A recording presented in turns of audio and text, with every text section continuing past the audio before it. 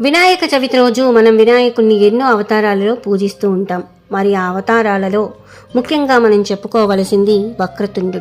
మరి ఈ వక్రతుండు అనే పేరు ఎలా వచ్చింది? ఈ వక్రతుండు అవతారంలో స్వామి ఎవరిని సంహరించాడు అనే విషయం గురించి తెలుసుకుందాం. పూర్వం ఇంద్రుడు చేసిన ఒక పొరపాటు వల్ల మత్స్యాసురుడనే రాక్షసుడు జన్మించాడు. అతని దాటికి ముల్లోకాలు అల్లాడిపోయాయి. అతన్ని ఎదుర్కోవడానికి ఎలాంటి ఉపాయము తోచక దేవతలంతా కూడా దత్తాత్రేయుణ్ణి శరణి వేడుతారు. అంతటా దత్తాత్రేయుడు గణపతిని ప్రార్థించమని సూచిస్తాడు.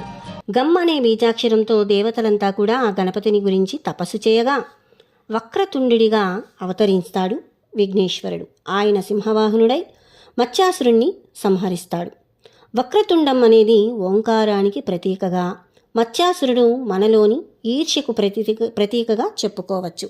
కాబట్టి మనం ఈరోజు వక్రతుండు